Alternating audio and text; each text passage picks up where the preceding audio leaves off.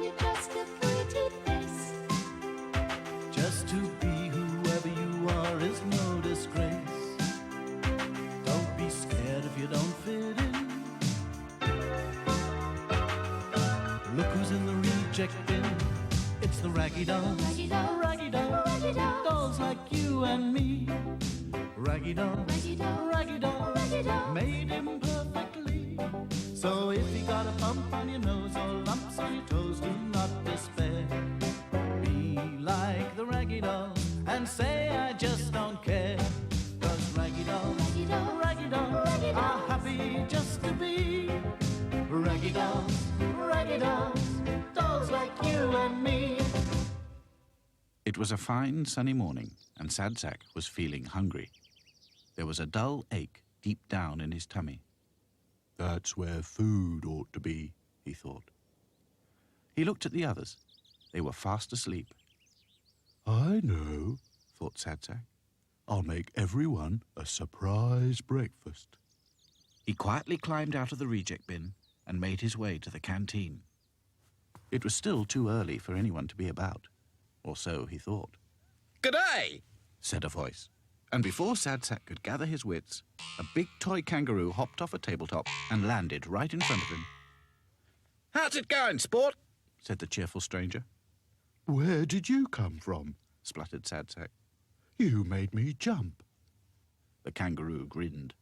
"Oh, no, mate. You didn't jump. I did." And to prove his point, the kangaroo jumped back on top of the table, over to the cooker, and high in the air towards the sink. "Now this is what you call jumping." "Look out!" yelled Sad Sack.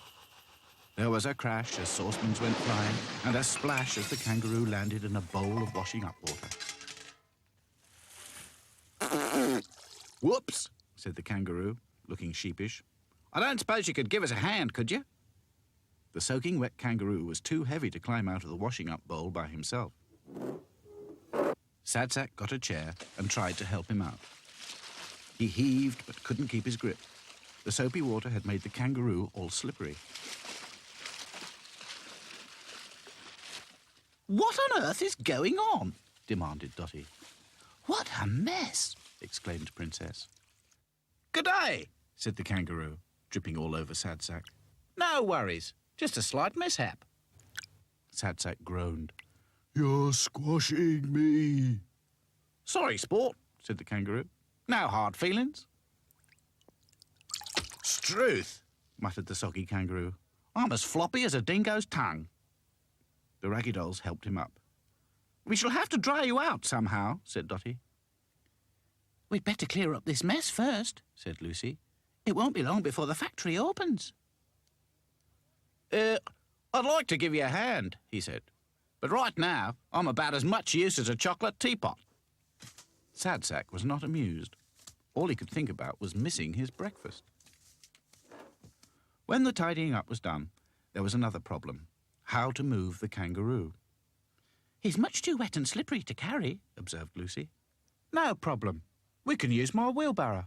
With some difficulty, the Raggy Dolls pushed the kangaroo all the way to the big field. Exhausted, they sat down, just as the factory hooter blew to signal the start of another working day. "Phew," said Dotty. "Just in time." The kangaroo put a wet arm around Sad Sack's neck. "Cheers, Cobber," he said. "You and your pals are real sports, no mistake. Rupert's the name, Rupert the Roo, all the way from down under." Qu'est-ce que c'est, this down under?" asked Claude. "I'm from Sydney," said Rupert. "You must have heard of Sydney." "Who's Sydney?" asked Sad Sack. "It's a place, silly," said Princess. "Sydney, Australia." The kangaroo explained that he was a mascot for an Australian airline. The airline had placed a big order with Grime Soft Toys to supply lots of souvenir kangaroos for their gift shop at London Airport. Rupert had been sent as an example for the factory to copy. "That means Mr. Grimes will be looking for you," warned Back to Front. "Ah, let him look," said the kangaroo. "I've been cooped up in a parcel for 2 weeks. I need to go jump about." "Well, you won't be jumping for a while yet," said Dotty.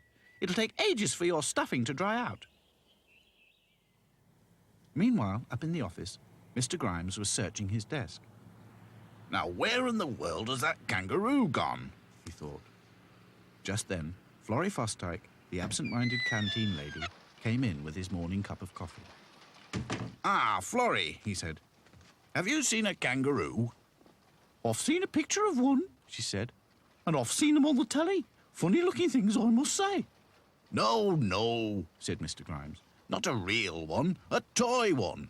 I'm sure I left it on my desk. Is it important? Asked Florrie. Very, said Mr. Grimes. I need it for that big airport order. Maybe the foreman's got it, suggested Florrie. Ah, yes. We'd better check, though. Ask him to come and see me right away, will you, Florrie? Florrie hurried off to find the foreman, taking Mr. Grimes' cup of coffee with her. Mr. Grimes searched his desk again. Now, where's my cup of coffee? He thought. I was sure it was on my desk. Outside, the sky had become more and more overcast, and now the sun had disappeared behind a big cloud. Ledge! The kangaroo sneezed. Struth, what's happened to the sun? How am I supposed to get dry now? What about a mangle? Suggested Sadsack, still annoyed with the kangaroo for making him miss breakfast. Maybe there's another way, said Back to Front thoughtfully. Yeah, no problem. Hi-Fi, you come with me. We'll meet the rest of you back at the treehouse. Whatever is he up to? Said Lucy, watching them go. We'll find out soon enough, said Dotty. Come on, anything's better than sitting here waiting for the sun. The kangaroo sneezed again. Hedge! Do you think you can manage to hop a little? Asked Princess kindly. You bet, said the kangaroo. No worries.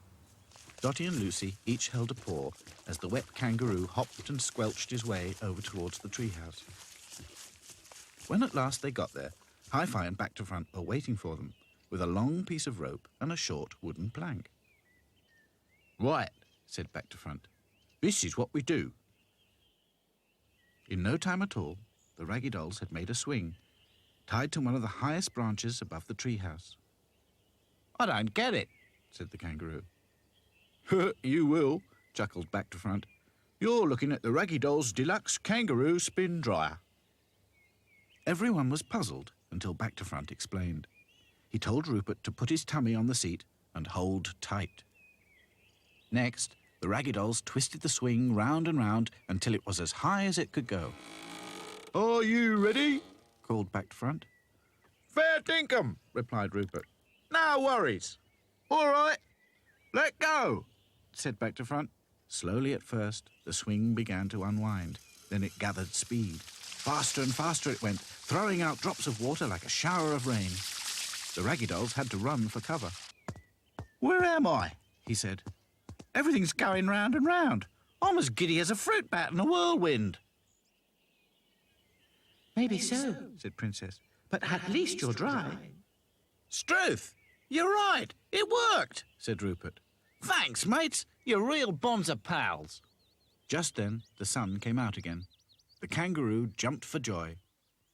Yahoo, yahoo, I'm Rupert the Roo! And he jumped and bounced all over the big field.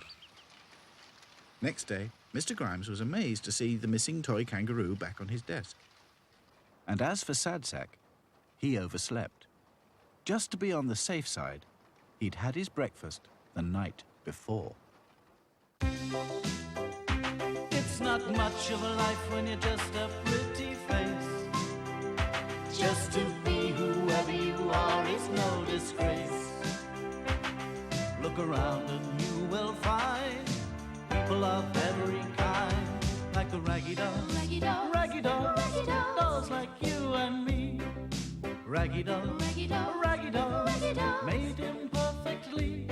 So if you're not at ease with your knobbly knees and your fingers are all fuzz, stand on your two left feet and join our Raggy Doll chums.